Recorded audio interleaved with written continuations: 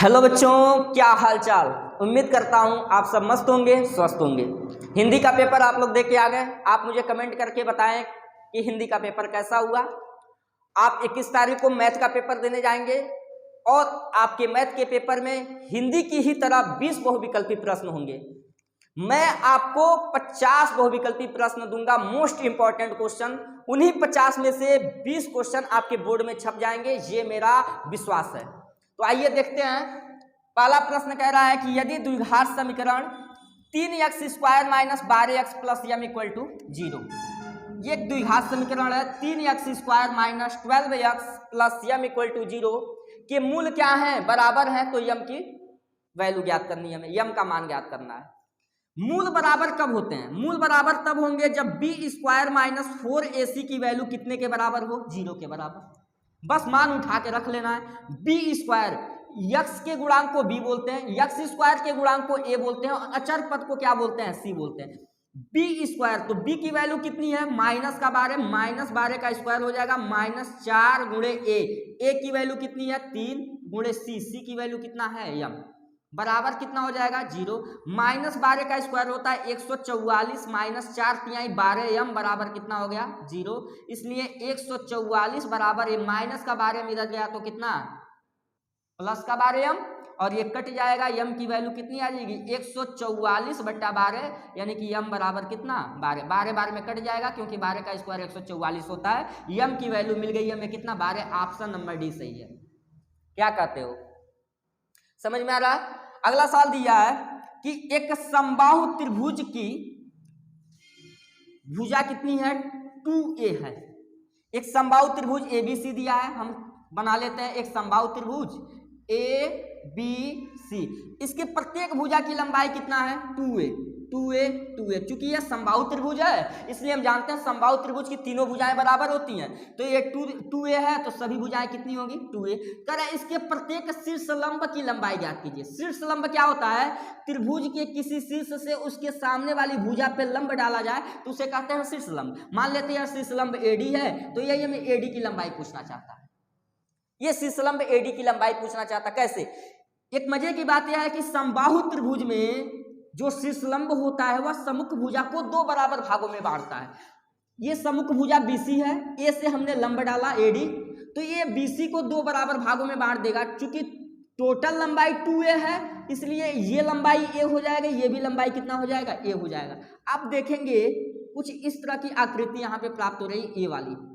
इसके एक भुजा की लंबाई a है, यह 2a है और ये आपका शीर्षलंब है, इसकी लंबाई वो जानना चाहता है। तो आप देखेंगे कि यह चूंकि शीर्षलंब है यहाँ 90 डिग्री होगा इसलिए यह समकोण त्रिभुज हो जाएगा और समकोण त्रिभुज में पाइथागोरस प्रमेय लगा सकते हैं। तो ये क्या है? लंब है। तो लंब का स्क्वायर क्या होता है? कर्ण का स्क्वायर माइनस आधार का स्क्वायर। कर्ण का स्क्वायर, कर्ण है कितना? 2, तो 2a का स्क्वायर कितना हो जाएगा? 4a² माइनस आधार का स्क्वायर। आधार कितना दिया है? a। आधार कितना दिया यहाँ? a। हम केवल इस त्रिभुज की बात कर रहे हैं, ये तो समकोण त्रिभुज है। तो a का स्क्वायर, 4 गो a² में से 1 गो a² घटाएंगे कितना हो जाएगा? 3 गो a²। चूंकि ये लंब का स्क्वायर है, हमें क्या चाहिए? लंब चाहिए। तो लंब बराबर कितना हो जाएगा? √3a²। वर्गमूल 1 का a² का वर्गमूल कितना हो जाएगा? a, लेकिन 3 का वर्गमूल नहीं निकलेगा इसलिए कड़ी में रहने देंगे। कड़ी में 3a, ऑप्शन में कौन सा है? कड़ी में 3a या a कड़ी में 3, बात एक ही हुआ, हमारा आंसर हो गया। समझ में आया? चलिए तीसरा सवाल देखते हैं। हमारे प्रत्येक चैप्टर का इंडिविजुअल वीडियोज भी पड़ा हुआ है यूट्यूब चैनल पे, आप जाकर देख सकते हैं। आपको हर एक चैप्टर का अलग अलग बहुविकल्पी प्रश्न मिलेगा। हर चैप्टर का 20 बहुविकल्पी प्रश्न मैंने डाला, मोस्ट इंपॉर्टेंट, उसे जाकर आप विजिट कर सकते हैं। देखिए कह रहा है 1 से 10 तक की धनात्मक सम संख्याओं का समांतर माध्य। हमसे क्या पूछा है बाबू? समांतर माध्य। समांतर माध्य होता है कुल पदों का योग बटे पदों की संख्या। कुल पदों का योग बटे पदों की संख्या। तो ये कौन सी संख्या है? 1 से 10 तक की धनात्मक सम संख्या। तो 1 से लेके 10 तक में सम संख्या 2, 4, 6, 8, 10। कुल पदों का योग हो गया। और पदों की संख्या कितनी है? 1 2 3 4 5, तो 5 पदों की संख्या। इन सबको टोटल जोड़ेंगे तो 30 आएगा। 30/5 यानी कि 5 6 के 30 हमारा समांतर माध्य हो गया। ऑप्शन नंबर सी सही है। समझ में आ रहा? अगला सवाल देखिए, निम्न में से सबसे छोटी अभाज्य संख्या है। अभाज्य संख्या पूछ रहा है। बाबू अभाज्य संख्या किसे कहते हैं? Prime number. अभाज्य संख्या जो किसी से न कटे, ऐसी संख्या जो किसी से न कटे, या दूसरे भाषा में कहें तो उसका केवल और केवल 2 फैक्टर होता है। किसी भी अभाज्य संख्या का केवल 2 फैक्टर होता है। कोई ऐसी संख्या है जिसके फैक्टर में केवल 2 ही हैं तो उसे हम अभाज्य संख्या कहते हैं। आप देखेंगे कि यह 2 है, 2 का आप फैक्टर करेंगे तो 1 × 2 मिलेगा। इसके अलावा इसका कोई फैक्टर नहीं होता, केवल 2 ही फैक्टर है, इसलिए यह क्या है? एक अभाज्य संख्या है और सबसे छोटी अभाज्य संख्या। अगर आप ये सोचते हैं कि एक सबसे छोटी अभाज्य संख्या है तो गलत सोच रहे हैं। एक न तो भाज्य संख्या में आता है और न ही अभाज्य संख्या में आता है। एक को यूनिक नंबर बोला जाता है। एक क्यों नहीं आता है? क्योंकि एक का केवल एक ही फैक्टर होता है, 1 × 1, केवल एक ही फैक्टर है। ठीक है, हमें कितने फैक्टर चाहिए? 2। अभाज्य संख्या के केवल और केवल 2 फैक्टर होते हैं, 2 से कम भी नहीं, 2 से ज्यादा भी नहीं। ऐसे संख्याओं को अभाज्य संख्या कहते हैं। तो सबसे छोटी अभाज्य संख्या क्या होती है? 2। अगर पूछता कि सबसे छोटी भाज्य संख्या क्या होती तो हम क्या 4 पे ट्रिक लगाते। अगर पूछ भी दे कि सबसे छोटी भाज्य संख्या क्या है तो हम क्या कहेंगे? 4 बोलेंगे। समझ में आ रहा है? अब आगे देखिए, चूंकि सबसे छोटी अभाज्य है इसलिए सबसे छोटी अभाज्य 2 होती है और सबसे छोटी भाज्य संख्या 4 होती है। अगला सवाल देखिए, कह रहा समीकरण 3x², समीकरण 3x² माइनस 2x प्लस 1/3 बराबर 0 का विवित्तर होगा। विवित्तर बाबू डी की वैल्यू पूछना है। डी बराबर होता है b² माइनस 4ac। इसका मान हमसे पूछना चाहता है। b², हम जानते हैं x² के गुणांक को a बोलते हैं, इसको b बोलते हैं, इसको c बोलते हैं। तो b² b की वैल्यू कितनी? -2, तो -2 का स्क्वायर -4 गुणे a की वैल्यू है कितना? 3 और गुणे c की वैल्यू है कितना? 1/3। इसको सॉल्व कर लेंगे, विवित्तर का मान मिल जाएगा। 3 से 3 कट गया, -2 का स्क्वायर 4 होता है, -4, 4 में से 4 गया 0, यानी कि ऑप्शन नंबर डी सही है। क्या कहते हो? समझ में आ रहा है? अगला सवाल देखिए, कह रहा है यदि sin a बराबर 3/5 हो तो cos a की वैल्यू ज्ञात कीजिए। sin a बराबर 3/5। बाबू sin a बराबर है किसके? 3/5 के। हम जानते हैं sin थीटा बराबर होता है लंब बटा कर्ण। लंब बटा कर्ण क्या नहीं है? आधार नहीं है। क्या नहीं है? आधार नहीं है। आधार होगा कितना? ट्रिपलेट होता है 3 4 5। 3 है, 5 है, क्या नहीं है? 4, यानी कि आधार कितना रहा होगा? 4। नहीं समझ में आ रहा है? ट्रिपलेट नहीं समझ में आ रहा है, नहीं याद है आपको, तो आप क्या कर सकते हैं? फार्मूला लगा सकते हैं यहाँ। और हमें cos a की वैल्यू पूछना चाहता है। cos a का फार्मूला होता है आधार बटा कर्ण। cos a बराबर आधार बटा कर्ण। आधार बटा कर्ण, आधार है कितना? 4 और कर्ण कितना है? 5, तो 4/5 ऑप्शन बी हमारा सही है। ठीक है, चले नेक्स्ट स्लाइड पे अगला सवाल छूंगा देखते हैं।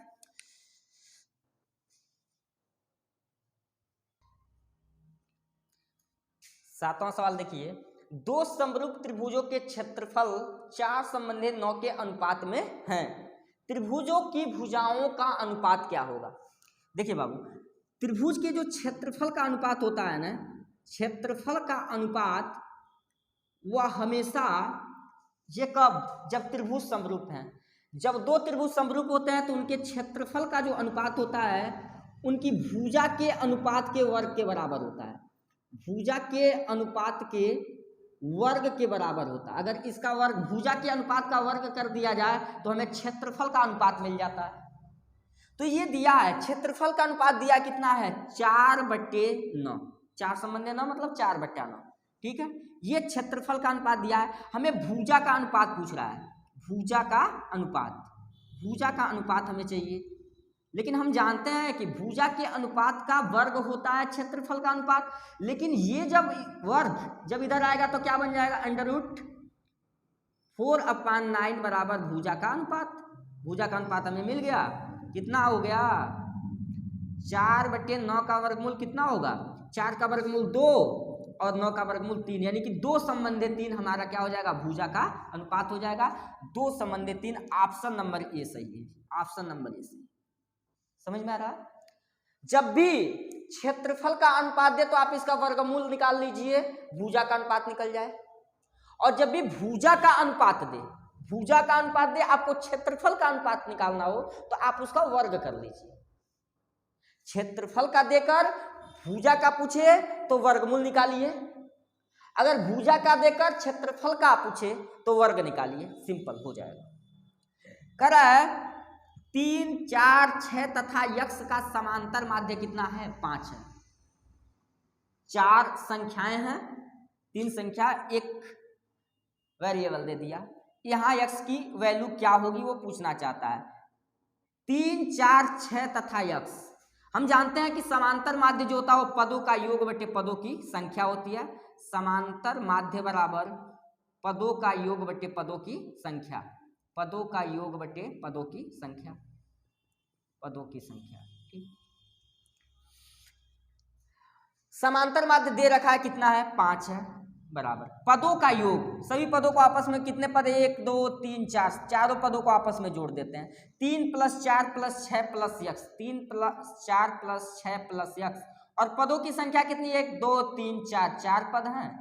बस इसे सॉल्व कर लेते हैं। 5 चौको कितना हो जाएगा, 20, बराबर 4, 3, 7, 6, 13, अब प्लस कितना, यक्ष। तो यक्ष की वैल्यू हमें निकालना है, 13 इधर आएगा तो घट जाएगा, 20 - 13 बराबर यक्ष, अर्थात यक्ष की वैल्यू कितनी आ गई, 7। यक्ष की वैल्यू 7, ऑप्शन नंबर सी सही है, ऑप्शन नंबर सी। समझ में आ रहा है? आगे देखिए, दो बिंदुओं 2, 3 और 4, 1 के बीच की दूरी ज्ञात कीजिए। दो बिंदुओं के बीच की दूरी, आप निर्देशांक ज्यामिति का मैं एक चैप्टर डाला हूं अपने YouTube चैनल पे, उसे जाकर देखेंगे तो आपको समझ में आएगा कि दो बिंदुओं के बीच की दूरी आसानी से कैसे निकाल लें। और मूल बिंदु से दूरी पूछे तो क्या करना है, एक्स एक्स से पूछे, वाई एक्सिस से पूछे, बहुत सारे वहाँ पे कॉन्सेप्ट मैंने क्लियर किए हैं, तो आप जाकर उसे विजिट कर सकते हैं। वहाँ पे मैंने 20 प्रश्न डाले हैं निर्देशांक ज्यामिति से, पूरे बहुविकल्पी हैं जो बोर्ड एग्जाम के लिए भी लाभदायक है, तो आप उसे जाकर देखें। कह रहा दो बिंदुओं 2, 3 और 4, 1 के बीच की दूरी, 2, 3 और 4, 1, इन दोनों बिंदुओं के बीच की हमें दूरी निकालनी है। सिंपल करना क्या है, पहले में से पहले को घटाइए, दूसरे में से दूसरे को घटाइए। 2 में से 4 गया कितना हो गया, -2, इसका स्क्वायर कर लीजिए, प्लस 3 में से 1 गया कितना हुआ, 2, इसका स्क्वायर कर लीजिए। दोनों के स्क्वायर को जोड़ के इसका वर्गमूल निकाल लीजिए, कितना हो जाएगा, 4 + 2 का वर्ग 4, 4 + 4 यानी कि 8, 8 का वर्गमूल कितना होता है, 2 कड़ी में 2, यानी कि दोनों बिंदुओं के बीच की दूरी कितनी है, 2 कड़ी में 2, हमारा क्या हो जाएगा आंसर, ऑप्शन नंबर सी। समझ में आ रहा है? आगे देखिए, दिया किसी धनात्मक पूर्णांक p के लिए प्रत्येक धनात्मक विषम संख्या का रूप होगा। विषम पूर्णांक का क्या रूप होगा, ठीक है। अब एक बात बताइए, अगर कोई भी संख्या हो, कोई धन पूर्णांक है, जैसे 1 है, 2 है, 3 है, 4 है, अगर आप इसमें 2 से गुणा करते हैं ना, 2 × 1 = 2, 2 × 2 = 4, 2 × 3 = 6, 2 × 4 = 8, तो किसी भी आप धनात्मक पूर्णांक में जब 2 से गुणा करते हैं ना, तो हमेशा सम संख्या मिलती है, ठीक है।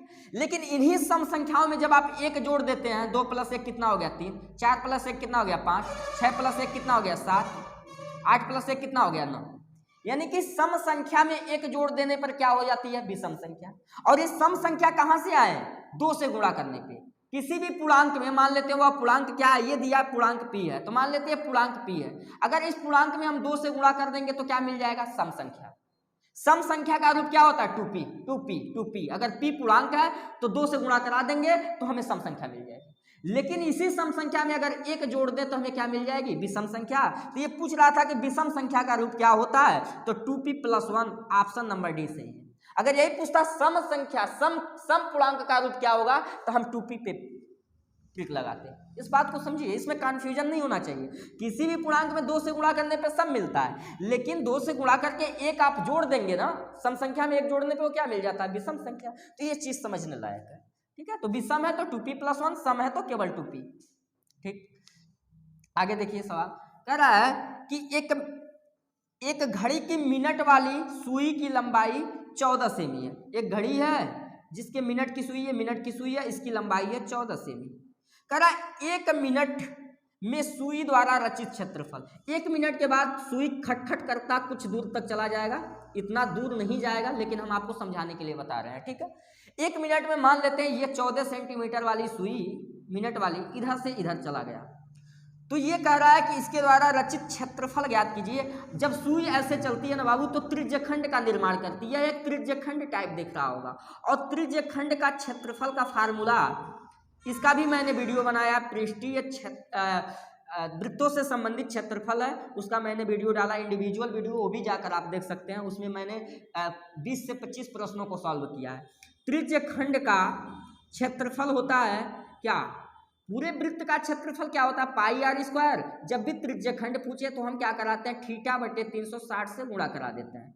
तो थीटा क्या होता है, त्रिज्यखंड का कोण, और हमें ये कोण पता ही नहीं है, तो ये कोण कैसे मिलेगा। हम जानते हैं कि मिनट वाली सुई कितने मिनट तक चली है, ये पहले ध्यान देते हैं। कह रहा है मिनट वाली सुई 1 मिनट में, 1 मिनट में मिनट वाली सुई 6 डिग्री चलती है। कितना चलती है, 6 डिग्री। 1 मिनट में मिनट की सुई 6 अंश का कोण बनाती है, तो थीटा की वैल्यू कितना हो गया, 6 अंश बटा कितना, 360 गुणे पाई की वैल्यू 22/7 गुणे आर स्क्वायर, आर कितना है 14, तो 14 गुणे 14, 14 का स्क्वायर का मतलब। जब आप इसे सॉल्व करेंगे तो आंसर आएगा 10.26, 10.26 वर्ग सेंटीमीटर। इसे आप सॉल्व कर लेंगे, आंसर आ जाएगा, ठीक है। तो ये हो जाएगा 10.26 वर्ग। समझ में आया।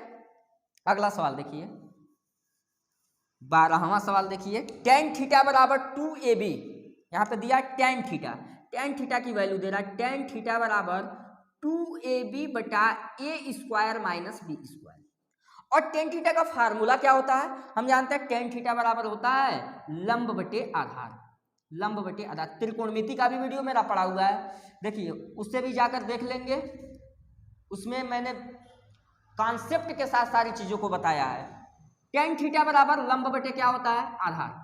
तो लंब कितना है 2ab, आधार है a square minus B square. कण आप पाइथागोरस प्रमेय से निकाल सकते हैं, और कण आपका जो है वो आएगा a square plus B square. ये ट्रिपलेट होते हैं 2ab, a square minus B square, a square plus B square. इसे आप रट्टा मार लें, ये ट्रिपलेट होते हैं।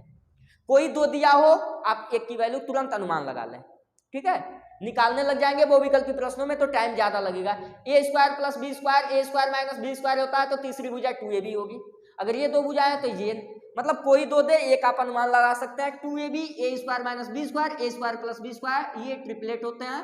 तो यहाँ पर कण की वैल्यू मिल रही है ए स्क्वायर प्लस बी स्क्वायर। हमारे पास लंब है, आधार है, कण है, तीनों है, और हमें कॉस थीटा की वैल्यू पूछना चाहता है। तो कॉस थीटा बराबर क्या होता है, आधार बटा कण, आधार बटे कण।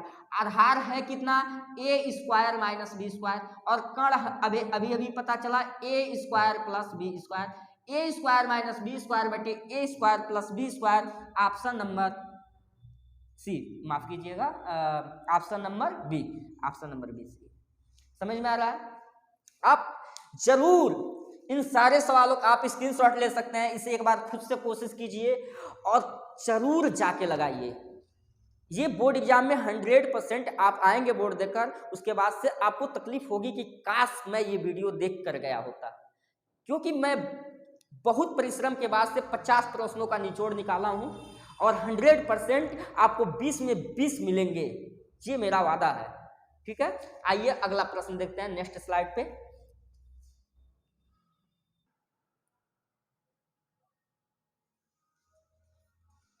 अगला सवाल दिया है, एक बारंबारता बंटन के लिए माध्य, माध्यिका और बहुलक के बीच संबंध है। माध्य, माध्यिका और बहुलक के बीच का जो संबंध होता है वो होता है बहुलक बराबर 3 माध्यिका माइनस 2 माध्य। इसे आप रट लीजिए। कभी कभी क्या करता है ना कि आपको यहाँ पे माध्यिका दे देगा, बहुलक को पक्षांतर करके इधर कर देगा, या माध्य दे देगा पक्षांतर कर देगा, मतलब ये रियल फॉर्म होता है। बहुलक बराबर 3 माध्यिका माइनस 2 माध्य। अब आपको इसमें क्या करता है, कन्फ्यूज करता है। यहाँ पर माध्य लिख देता है और इधर माध्यिका और बहुलक लिख देता है। ये कन्फ्यूजन नहीं होना चाहिए, इस चीज को आप पकड़ें और इसी से जिस चीज का मान बहुलक पूछता है तो बहुलक का फार्मूला है, अगर माध्य पूछ ले तो पक्षांतर करके आप खुद लगा ले और समझ ले कि क्या आना चाहिए। तो ये ऑप्शन नंबर सी हमारा सही है, आप इसे देख लें। ठीक है, बहुलक बराबर 3 माध्यिका माइनस 2 माध्य। अगला सवाल दिया है कि 132 और 288 का एलसीएम 3168 है, तो इन्हीं दोनों संख्याओं का एचसीएफ अर्थात मौसो कितना होगा। तो हम जानते हैं कि दो संख्याओं का यानी कि पहली संख्या यानी कि first number into second number का मल्टीप्लाई कराएंगे तो इन्हीं दोनों संख्याओं का एलसीएम और एचसीएफ के गुणनफल के बराबर होगा। ये फार्मूला होता है first number into second number equal to LCM into HCF. ठीक है, तो फर्स्ट नंबर क्या है 132, तो 132 लिख लेते हैं। सेकेंड नंबर क्या है 288, ये बराबर होगा एलसीएम और एचसीएफ के। एलसीएम हमें दिया, एलसीएम है कितना 3168, तो 3168 लिख लेते हैं इंटू एचसीएफ हमसे पूछा है। आपको कोई भी 3 वैल्यूज दे देता है, चौथी वैल्यू पूछ देता है। हो सकता है कि एचसीएफ दे एलसीएम पूछ ले, हो सकता है कि पहली संख्या दे दे एलसीएम एचसीएफ भी दे दे, दूसरी संख्या पूछ ले, हो सकता है दोनों का गुणनफल दे दे, एक एलसीएम दे दे उसके बाद से एचसीएफ पूछ ले। तो सवाल रियल फार्मूला ये है, आप इसी पे रख के पक्षांतर करके लगा लेंगे। तो यहाँ से नहीं एचसीएफ चाहिए, इसलिए एचसीएफ से ये जुड़ा हुआ मल्टीपल के रूप में इधर आ जाएगा, डिवीजन हो जाएगा। तो 132 गुणे 288 और बटे में कौन आ जाएगा 3168 बराबर क्या मिल जाएगा हमें एचसीएफ। आप 11 से काटेंगे, 11 12 बार में कट जाएगा 11 से, और ये क्या आएगा 288 बार में। आप देख रहे हैं 288 ऊपर भी है 288 नीचे भी है, कट जाएंगे। एचसीएफ की वैल्यू कितनी आ जाएगी 12, 12 हमारा आंसर हो जाएगा। आप इसे लगाएंगे, ऑप्शन नंबर डी क्या है सही। अगला सवाल देखिए 15वां, द्विघात समीकरण इतना का विविधकर होगा। अभी एक सवाल इसके पीछे जस्ट मैंने बताया है, विविधकर का मतलब होता है डी का मतलब बी स्क्वायर माइनस 4ac की वैल्यू पूछना चाहता है। तो b square minus 4ac d की वैल्यू होती है। तो बी स्क्वायर माइनस 4ac निकालते हैं। बी हम जानते हैं एक्स स्क्वायर के गुणांक को ए, एक्स के गुणांक को बी और अचर पद सी होता है। बी स्क्वायर, बी की वैल्यू है कितना -6, तो -6 का स्क्वायर कर लेंगे। माइनस 4ac तो 4 इंटू ए की वैल्यू एक्स स्क्वायर का गुणांक होता है 3 इंटू सी की वैल्यू कितनी है 4, तो हम 4 लिख लेंगे। -6 का स्क्वायर 36, 4 तिहाई 12, 12 चौको 48, 36 में से 48 घटाएंगे माइनस का 12 आएगा। बड़े वाले का चिन्ह लिखते हैं, है ना, छोटे में से ज्यादा को घटाते हैं, मतलब कम वैल्यू में से ज्यादा वैल्यू घटाते हैं तो माइनस में चिन्ह दिया जाता है। माइनस का 12 option number C, option number C आपका करा। बिंदुओं -4, 2 तथा बी, एक दो बिंदु हैं ए और बी, दोनों का निर्देशांक दिया है -4, 2 और 5, 6। इनको जोड़ने वाला कोई रेखाखंड है जिसका मध्य बिंदु ये दिया है 1a/8, मतलब दो बिंदु है ए और एक बिंदु है बी। इन दोनों बिंदुओं के निर्देशांक हमें पता है। बिंदु बी का निर्देशांक है 5, 6 और बिंदु ए का निर्देशांक है -4, 2, -4, 2। अब इसको जोड़ने वाली एक रेखाखंड है जिसका मध्य बिंदु का निर्देशांक यहाँ पे दिया है, क्या दिया a/8, 4। ये मध्य बिंदु है। मान लेते हैं मध्य बिंदु क्या रहा होगा, यहाँ पे नाम भी दिया है, मध्य बिंदु का नाम है पी नाम। तो मध्य बिंदु का फार्मूला हम जानते हैं। मध्य बिंदु का जब भी हमें निर्देशांक निकालना हो तो हम जानते हैं x1 + x2/2, y1 + y2/2, ये फार्मूला होता है। ठीक है, तो x1 + x2/2, x1 ये x1 y1 x2 y2, तो x1 की वैल्यू कितनी है -4 प्लस लिख देते हैं ये x1 y1 x2 y2। तो x1 की वैल्यू कितनी है -4, x2 की वैल्यू कितनी है 5 बटा कितना 2। यह x निर्देशांक का मिलेगा। निर्देशांक जो है x है, x की वैल्यू है x1 + x2/2, यानी कि ये कितना है, इसका मध्य बिंदु है a/8। इसको सॉल्व कर लेते हैं, a की वैल्यू यहीं से मिल जाएगी। ये तो मध्य बिंदु का निर्देशांक दे रखा है, कितना a/8 कामा 4, यह x की वैल्यू है या y की वैल्यू है। हम x निकालते हैं तो x1 + x2/2 करते हैं, y निकालते हैं तो y1 + y। 1 मिनट, x हमें निकालना हो तो क्या करते हैं, x1 + x2/2, y निकालना हो तो y1 + y2/2। ये क्या होता है, x और y मध्य बिंदु का निर्देशांक होता है। तो हमें तो x की वैल्यू दे रखा है ना, a/8 = x1 + x2, x1 का मान -4 प्लस x2 की वैल्यू कितनी है 5 और पूरे का बटा 2। इसको हम सॉल्व कर लेते हैं। -4 + 5 1 यानी कि 1/2, a/8 = 1/2। 5 में से 4 गया कितना 1। अब इसका 3 को मल्टीप्लाई करा देते हैं तो कितना हो जाएगा, a की वैल्यू आपको मिल जाएगी a बराबर 8/2 यानी कि 2 चौको 8, a की value 4, option number D, a की वैल्यू 4, ऑप्शन नंबर डी से। समझ में आ रहा। आगे देखिए, कह रहा है यदि त्रिभुज PQR में, इसे मिटा रहा हूं मैं, यदि त्रिभुज PQR में PQ बराबर 6√3, PR बराबर 12 सेंटीमीटर और QR बराबर 6 सेंटीमीटर हो तो हमें Q का मान ज्ञात करना है। ऐसे सवालों में क्लास 10th की सिलेबस में जब भी आप जाएंगे तो मुझे नहीं लगता कि इससे हट के सवाल दे सकता है। ये जो इसका फॉर्मेशन होता है ना, वह समकोण त्रिभुज पे होता है और हमेशा ही आंसर 90 आंसर आएगा, यही दे सकता है, मेरी जहां तक उम्मीद है। लेकिन आप देख लें कैसे, PQ की वैल्यू दिया है 6√3, अगर आप 6√3 का स्क्वायर लेंगे तो कितना आ जाएगा, 6 × 36 और 36 का मल्टीप्लाई 3 में करा लेंगे, 36 18 को 8 हासिल 1, 3 3 9 1 10, 108। ठीक है, आगे PR दिया है, PR की वैल्यू कितनी है, PR है 12, 12 का स्क्वायर आप करेंगे तो कितना आएगा 144। और उसके आगे दिया है QR दिया है 6 सेंटीमीटर, 6 का स्क्वायर होता है 36। लेकिन जब आप 108 में 36 को जोड़ेंगे, 108 में 36 को जोड़ेंगे तो कितना आना चाहिए, 144 ही होगा। 8 6 14 को 4 हासिल 1, 3 1 4 और 1, 144। यानी कि दो भुजाओं के वर्गों का योग जो है ना बाबू, वह तीसरी भुजा के बराबर हो। दो भुजाओं के वर्गों का योग तीसरी भुजा के वर्ग के बराबर है। और पाइथागोरस प्रमेय का विलोम कहता है कि अगर किसी भी त्रिभुज में दो भुजाओं के वर्गों का योग तीसरी भुजा के वर्ग के बराबर हो तो वह त्रिभुज क्या होता है, समकोण होता है। अगर समकोण त्रिभुज में ये नियम लागू हो सकता है तो इसका रिवर्स भी सही है। तो इसलिए कोण Q की वैल्यू कितनी रही होगी, 90 अंश, क्योंकि वह समकोण त्रिभुज रहा होगा। ये कंडीशन समकोण त्रिभुज में ही चल सकता है और ये इसलिए 90 अंश। समझ में आ रहा है। अगला सवाल देखिए, लास्ट सवाल 18वां। एक छड़ी की लंबाई का उसकी छाया से अनुपात कितना है, 1:3। सूर्य का उन्नयन कोण क्या होगा।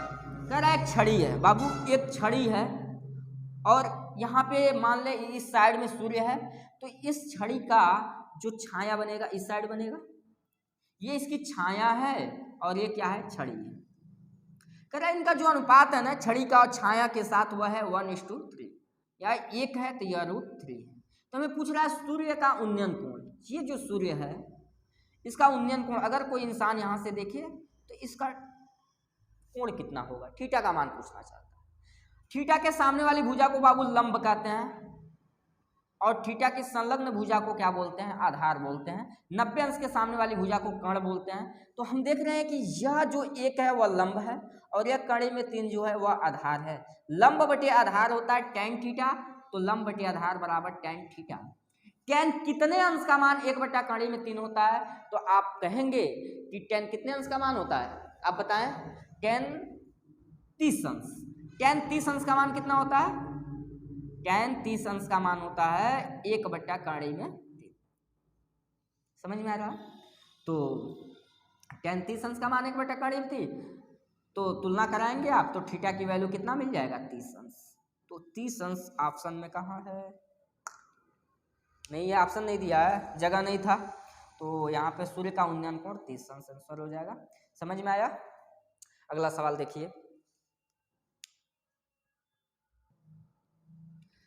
अगला सवाल देखिए 19वां कह रहा है संख्या 144 के अभाज्य गुणनखंड में अभाज्य गुणनखंडों के घातों का योग कितना होगा। तो हम सबसे पहले 144 का अभाज्य गुणनखंड निकाल लेते हैं। 144 का अभाज्य गुणन 2 से काटेंगे, 2 सत्ते 14, 2 दूना 4, ठीक है, 2 से काटेंगे 36 दूना 72, 18 दूना 36, 9 दूना 18, 3 त्रिकी 9, 3 एकम 3, यानी कि 2 का पावर कितना 4, 2 बार 4 बार आया, 2 का पावर 4 गुणे 3 कितनी बार आया 2, तो 3 का पावर 2। ये है 144 का अभाज्य गुणनखंड। अब कह रहा है इनके घातों का योग, तो घात कितना है 4 और 1 2, 4 2 कितना हो गया 6, तो घातों का योग 6, ऑप्शन नंबर डी सही है। आसान सवाल है, समझ में आया। अगला सवाल देखिए द्विघात समीकरण इतना का मूल है x² - 4 = 0, तो x - 4 = 0, ये तो बड़ी आसान है।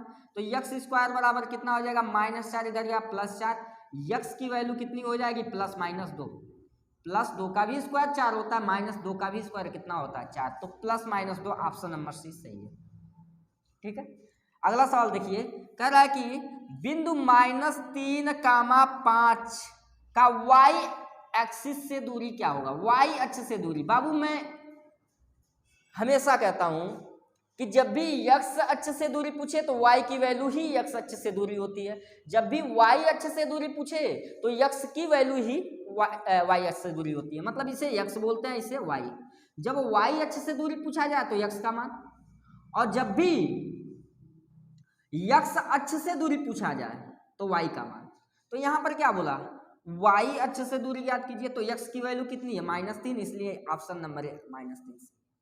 और मूल बिंदु से दूरी पूछे तो क्या √x² + y² -3 का स्क्वायर + 5 का स्क्वायर कर दीजिए, 9 + 25 यानी कि √31, अगर मूल बिंदु से दूरी पूछे तब, ठीक है ना, √x² + y² मूल बिंदु से दूरी। आगे कह रहा है कि समीकरण 5x² - 3x + 2 के मूलों का योग कितना होगा। बाबू मूलों का योगफल का फार्मूला होता है, मूलों का योगफल बराबर होता है -b/a, और मूलों का गुणनफल होता है c/a। ये गुणनफल होता है मूलों का गुणनफल, और ये होता है मूलों का योगफल -b/a। मूलों का योगफल -b, b की वैल्यू कितनी है, x² का गुणांक a, x का गुणांक b, -3, और माइनस यहाँ फार्मूले में पहले से माइनस मिलकर प्लस बनाएंगे 3, a की वैल्यू कितनी है 5, तो 3/5 मूलों का योगफल हो गया, ऑप्शन नंबर ए सही है। यहाँ पर देख सकते हैं 3/5 मूलों का योगफल। अगर यही गुणनफल पूछता मूलों का गुणनफल तो c/a, तो c की वैल्यू 2 और a की वैल्यू कितनी हो जाती 5, तो 2/5 आंसर आ जाता। कोई कंफ्यूजन? ठीक, आगे वाला सवाल देखिए।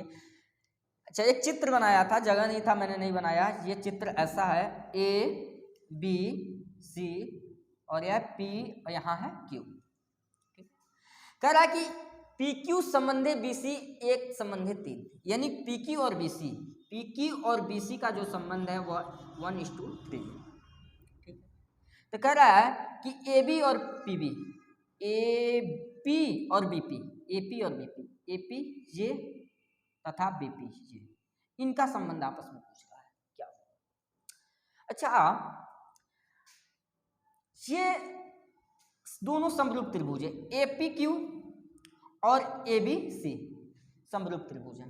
समरूप त्रिभुज की जो संगत भुजाएं होती हैं ना, वह समान अनुपात में होती है, यानी कि PQ और BC का जो अनुपात है ना, PQ संबंधे BC, ये अनुपात दे रखा है 1:3, तो इनकी सभी भुजाओं का अनुपात क्या होगा 1:3, यानी कि अगर इस त्रिभुज को किनारे कर लिया जाए APQ, ये ऊपर वाला पार्ट मैंने किनारे कर लिया, और एक बड़ा त्रिभुज ले लिया जाए तो PQ नीचे वाली भुजा बटे नीचे वाली भुजा एक संबंधित 3, ये एक है तो बड़ी वाले का 3 होगा, तो ये एक है तो बड़ा वाला कितना होगा 3, यानी कि AP अगर एक होगा, A से लेकर P एक होगा, तो ये बड़ी वाली भुजा है क्या AB ये कितना होगा 3 होगा।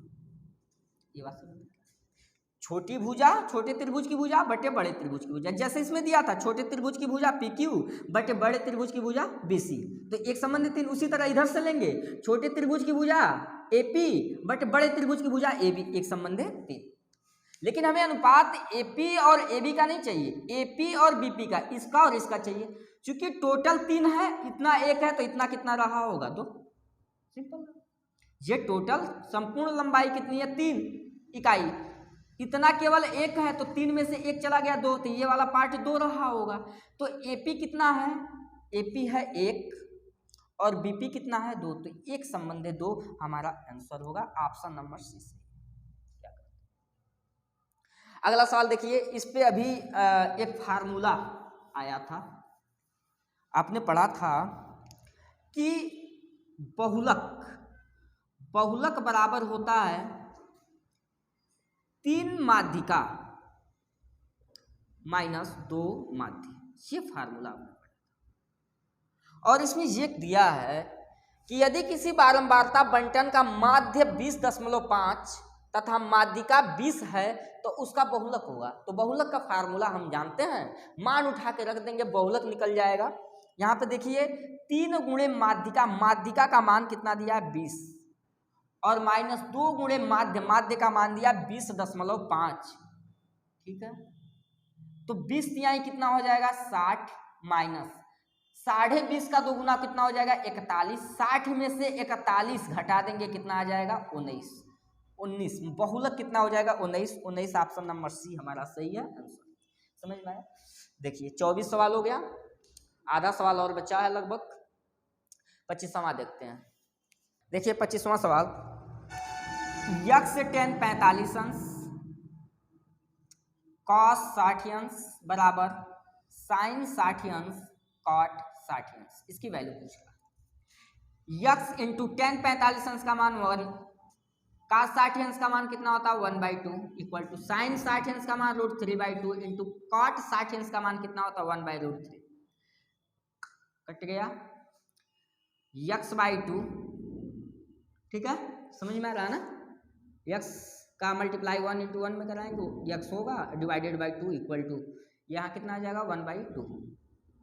तो x की वैल्यू कितनी आ गई 1, x की वैल्यू 1, ऑप्शन नंबर 1। समझ में आ रहा।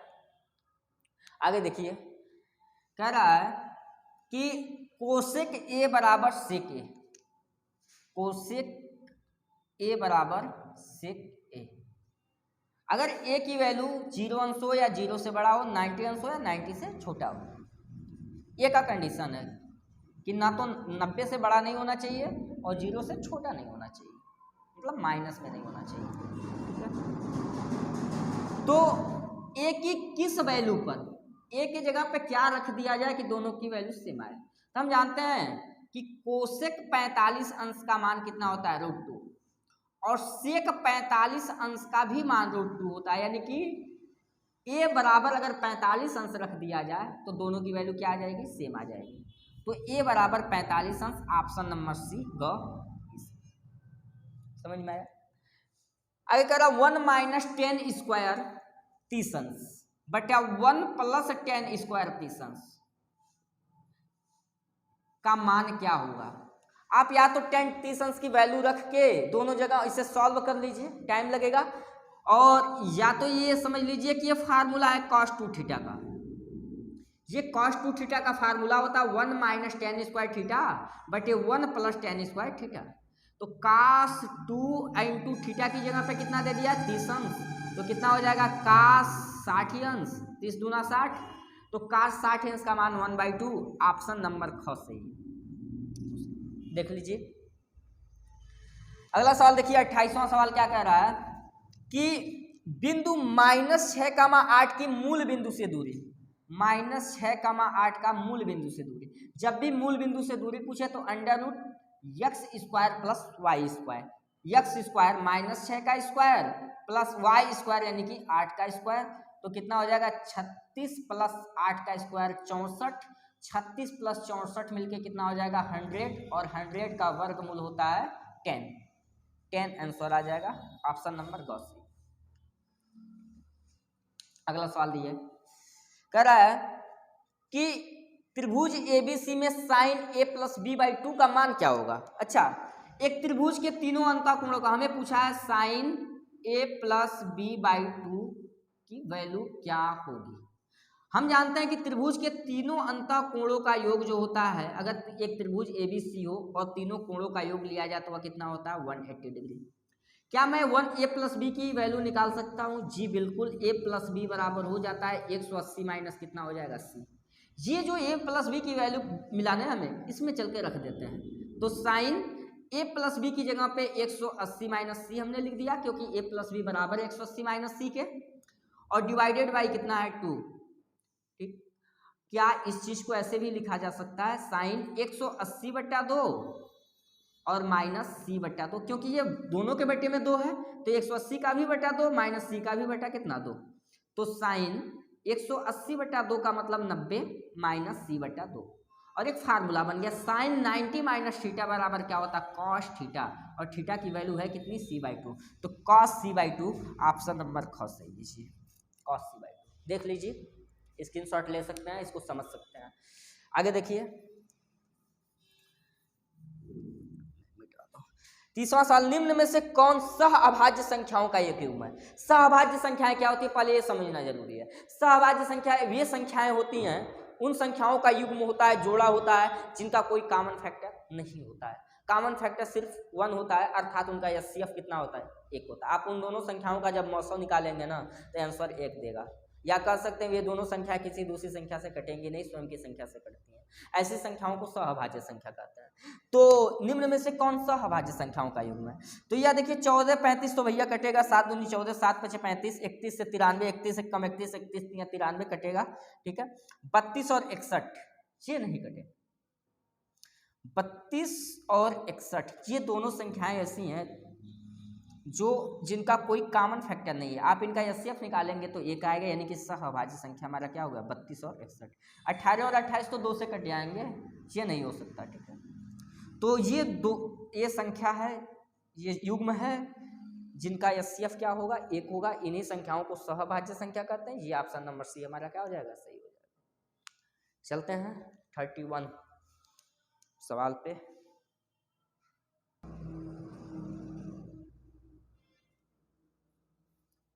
अगला सवाल देखिए, कह रहा हर के 2 power m into 5 power n रूप के आधार पर ज्ञात कीजिए कि 1458/1250 का दशमलव प्रसार कितने स्थानों तक होगा। तो हम क्या करते हैं, हर का सबसे पहले अभाज्य गुणनखंड निकालते हैं 1250 का, तो कितना होगा 2 6 के 12, 2 दूना 4, 2 5 10, 5 से कटेगा 125, 5 से 25, 5 से 5, 5 एकम 5, तो कितना आया 5 का पावर 4 और गुणे 2। इसका हर का अभाज्य गुणनखंड निकाला मैंने। हर का अभाज्य गुणनखंड 5 का पावर 2 गुणे 5 का पावर 4 गुणे 2, ऊपर क्या है 1458, ठीक है। अच्छा 5 का पावर 4 है तो 2 का भी पावर 4 बना लें, क्योंकि दोनों का पावर सेम होना चाहिए। इन्होंने कहा कि 2 का पावर m और 5 का पावर n। हम जानते भी हैं कि हर का पावर जो होता है, हर का जो अभाज्य गुणनखंड होता है उसमें 2 का पावर जितना हो उतना ही पावर कितना होना चाहिए 5 का, तो 2 का पावर और 5 का पावर सेम होना चाहिए। अगर सेम होगा तो हम इसे शांत दशमलव में बिना लंबी विभाजन प्रक्रिया के लगा सकते हैं, ठीक है। तो यहाँ पे देखेंगे 2 का पावर 1 किसकी कमी है, तो 2 का पावर 3 की कमी है, तो 2 का पावर 3 ऊपर से भी गुणा कराना पड़ेगा, ठीक है।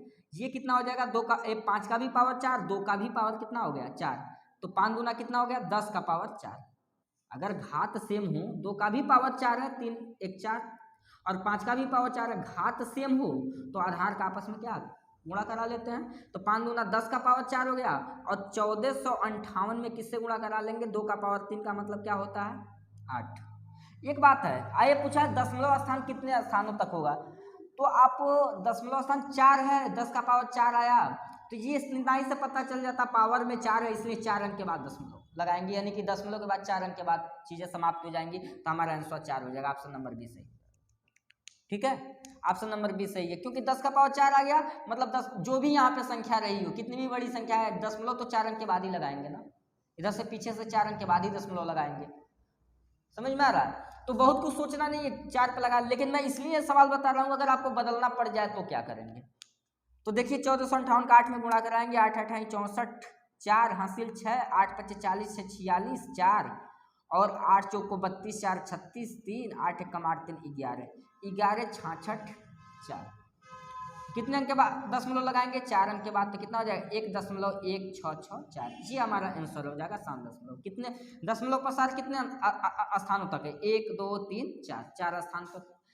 ये इसलिए बताया हूँ ताकि आप बदल सके। अगर बदलने को दे दिया 1 2 नंबर में, 2 नंबर में, तो आप इसे बदल सकते हैं। ठीक है, मिटा दूं। आगे देखिए अगला सवाल क्या दे रहा है, कह रहा है कि शांत दशमलव में बदली जा सकने वाली परिमेय संख्या है। कोई भी परिमेय संख्या शांत दशमलव में तभी बदली जा सकती है जब उसका डिनोमिनेटर 2 का पावर m इंटू 5 का पावर m फॉर्म का हो, अर्थात उसके डिनोमिनेटर में या तो केवल 2 हो, या तो केवल 5 हो, या 2 और 5 दोनों। कहने का मतलब कि जब भी कोई परिमेय संख्या हो, हम उसके हर का अभाज्य गुणनखंड निकालें, प्राइम फैक्टर निकालें, और हर के अभाज्य गुणनखंड को देख के ये पता लगाएं क्या इसके अभाज्य गुणनखंड में केवल 2 है तो शांत दशमलव है, क्या केवल 5 है तो शांत दशमलव है, 2 और 5 दोनों है शांत दशमलव है, लेकिन 2 और 5 के अतिरिक्त अगर कोई तीसरी संख्या आती है तो शांत दशमलव नहीं है। तो इस आधार पे हम देखेंगे सबके डिनोमिनेटर का हम क्या कर लें, प्राइम फैक्टर निकाल लें अभाज्य गुणनखंड, और देखें किसके फैक्टर में 2 5 हैं। तो यहाँ देखेंगे आप, अगर आप माइंड थोड़ा लगा सकते हैं तो 625 का जो वर्गमूल होता है वो होता है 25, यानी कि 25 गुणे 25 625 हो जाएगा। 25 का वर्ग कितना होता है 625, और 25 का गुणनखंड 5 गुणे 5, इसका भी कितना हो गया 5 गुणे 5, अर्थात इसके डिनोमिनेटर में केवल 5 है, यानी कि क्या है शांत दशमलव है। केवल 2 होते तो भी शांत है, 2 5 दोनों होते तो भी शांत है। क्या नहीं होना चाहिए, 2 और 5 के अतिरिक्त कोई तीसरी संख्या आंखों से दिखाई नहीं देनी चाहिए। ठीक है, तो वो अशांत हो जाता है। तो शांत के लिए जरूरी है कि 5 2 का होना। ये बात समझ में आ रहा है। आगे सवाल देखिए, कह रहा है यदि एक वृत्त का परिमाप उसके क्षेत्रफल के बराबर हो संख्यात्मक रूप से तो उस वृत्त की त्रिज्या क्या होगी। एक वृत्त का परिमाप क्या होता है 2 पाई r, और उसका क्षेत्रफल क्या होता है पाई r स्क्वायर। कह रहा है इसका परिमाप और क्षेत्रफल दोनों संख्यात्मक रूप से बराबर हैं, मैंने बराबर कर दिया। अब कह रहा है r की वैल्यू क्या होगी, आप देख रहे हैं इधर 1 r है, 1 r से 1 r कट गया, पाई से पाई कट गया, इसलिए r की वैल्यू कितनी बच गई 2। ऑप्शन नंबर ए सही। समझ में आ रहा। कह रहा है cos स्क्वायर, नहीं अगला सवाल 34, दो समरूप त्रिभुज की भुजाओं का अनुपात दिया है। मैंने क्या आपसे बोला, अगर भुजाओं का अनुपात दे और क्षेत्रफल का अनुपात पूछे तो आप इसका क्या करते हैं स्क्वायर करते हैं, 9/16 का होल स्क्वायर करते हैं, ये आपके क्षेत्रफल का अनुपात निकल के चला आएगा। और जब क्षेत्रफल का अनुपात दे भुजा का पूछे तब आप उसका वर्गमूल निकालें। वर्ग और वर्गमूल में अंतर है, आप इस चीज को समझते होंगे। जब भी भुजाओं का अनुपात दे तो वर्ग कीजिए तो क्षेत्रफल का अनुपात मिल जाएगा, और जब भी क्षेत्रफल का अनुपात दे तो उसका वर्गमूल निकालिए तो भुजाओं का अनुपात निकल जाएगा। तो यहाँ इसका हम क्या निकालेंगे, वर्ग निकालेंगे। 9 का वर्ग 81 होता है और 16 का वर्ग 256 होता है, यानी कि 81 संबंधित 256। ऑप्शन नंबर डी, ये वाला ऑप्शन सही है हमारा, इनके क्षेत्रफलों का अनुपात होगा। इसके पहले भी एक सवाल ऐसा आया था जिसमें वहाँ भुजाओं का अनुपात पूछा था और क्षेत्रफल का अनुपात दिया था, वहां पे मैंने वर्गमूल निकाला था। यहाँ पे देखिए cos स्क्वायर थीटा बराबर 1/2, तो साइन स्क्वायर थीटा की वैल्यू पूछ रहा है। हम जानते हैं कि sine square theta plus cos square theta equal to कितना होता है 1। ठीक है, sine square theta plus cos square theta बराबर कितना होता है 1, और हमें एक वैल्यू दे दिया क्या, cos स्क्वायर थीटा की वैल्यू कितना दिया 1/2, sign square theta plus cos square theta का मान 1/2 दे दिया बराबर 1। ये देखिए साइन स्क्वायर थीटा हमें निकालना है, तो ये प्लस का 1/2 इधर गया तो माइनस का 1 माइनस 1/2, एक में से आधा घटाएंगे तो भी तो आधा बचेगा ना, तो साइन स्क्वायर थीटा भी कितना होगा 1/2। अच्छा सवाल है, माफ कीजिएगा, अच्छा सवाल है, ये डी ऑप्शन सही है 1/2। साइन स्क्वायर थीटा और cos स्क्वायर थीटा मिलके आप ऐसा समझ सकते हैं कि साइन स्क्वायर थीटा और cos स्क्वायर थीटा मिलके एक बनाएंगे। cos स्क्वायर थीटा आधा है तो साइन स्क्वायर थीटा आधा होगा, तभी तो आधा आधा मिलके एक बनाएंगे। ये चीज समझने लायक है बाबू कि sine square theta cos square theta एक होता है, cos स्क्वायर थीटा आधा दे ही दिया तो साइन स्क्वायर थीटा आधा होगा, तभी तो आधा आधा मिलके एक बनेगा। कह रहा है सेक थीटा बराबर 2, तो थीटा का मान ज्ञात कीजिए। सेक कितने अंश का मान 2 होता है, तो सेक 60 अंश का मान, ये आपको चार्ट याद होगा, सेक साठियंश का मान। वैल्यू आप पूरा याद करके जाएंगे, अन्यथा त्रिकोणमिति का एक सवाल नहीं खींच सकता। ठीक है, नेक्स्ट सवाल देखते हैं। कह रहा है त्रिभुज की भुजाओं में 25 संबंधे 14 संबंधे 12 का अनुपात है और इसका परिमाप 510 मीटर है। तो त्रिभुज का परिमाप क्या होता है? तीनों भुजाओं का योग। तो हम तीनों भुजाओं का योग ले लेते हैं। चूंकि यह अनुपात है इसलिए मान लेते हैं कि एक भुजा 25x, एक 14x और एक 12x का रहा होगा, और टोटल योग यानी कि इसका परिमाप कितना है? 510। 25, 14, 12 को जोड़ेंगे आ जाएगा 51, यक्स बराबर 510। तो यक्स बराबर 510 बटा 51 यानी कि 10 बार में कट जाएगा, तो यक्स बराबर कितना हो गया? 10। कह रहा है सबसे बड़ी भुजा की लंबाई क्या है? सबसे बड़ी भुजा 25x है, तो 25 गुणे 10 यानी कि 25 दहा में 250 मीटर, 250। ऑप्शन नंबर सी सही है। ठीक, आगे देखिए। कह रहा है कि एक बेलन की त्रिज्या 2r इकाई और उसकी ऊंचाई 3r इकाई है, तो उसका वक्र पृष्ठ का क्षेत्रफल होता है। तो बेलन के वक्र पृष्ठ का सूत्र आप जानते हैं। बेलन का वक्र पृष्ठ का सूत्र होता है 2πrh। ये बेलन का वक्र पृष्ठ होता है।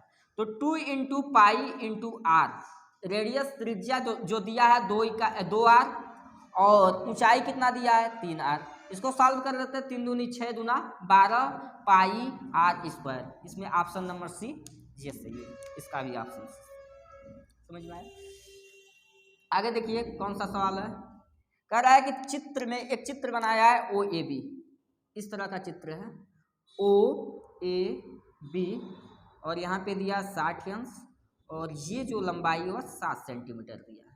एक त्रिज्यखंड है, इसका परिमाप, इस त्रिज्यखंड का परिमाप पूछना चाहता है। अगर पूरा वृत्त होता है त्रिज्यखंड ना होकर, तो वृत्त का परिमाप क्या होता है? 2πr। लेकिन यह एक त्रिज्यखंड है इसलिए हम इसमें θ/360 से गुणा करा देंगे। थीटा की वैल्यू कितना है? 60 अंश, तो हो जाएगा 60 अंश/360 गुणे 2 × पाई का मान 22/7 गुणे r की वैल्यू कितना है? 7 सेंटीमीटर। आप इसके साथ 7 से 7 कट गया, 0 से 0, 6 कम 6, 6 6 36, कितना हो जाएगा? 22 दूनी 44, और बट्टा कितना हो गया? 6। आप इससे सॉल्व करेंगे तो कितना हो जाएगा? 3 से कटेगा, 2 से 2 3 6, और एक कितना? 22 दूना 44, यानी कि 22/3 वर्ग से नहीं, परिमाप है तो केवल सेंटीमीटर क्षेत्रफल 22/3। आप देख लेंगे, थोड़ा ऑप्शन नहीं दिया, 22/3 किसी को बना लेंगे। ठीक है, तो ये ऑप्शन नंबर 1। अगला सवाल देखिए। कह रहा है कि एक लंब वृत्तीय बेलन के आधार का क्षेत्रफल 9π सेमी स्क्वायर है, तो उसके आधार का व्यास क्या होगा? लंब वृत्तीय बेलन का आधार कैसा होता है? वृत्ताकार होता है, और उसका क्षेत्रफल का क्या होता है? πr²। इसका मान दिया है कितना? 9π।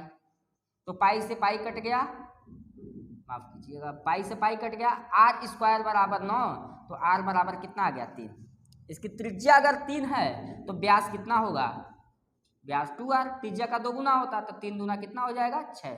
तो ये हमारा हो जाएगा 6 सेमी, जो यहाँ था और मिटक गया 6 सेमी।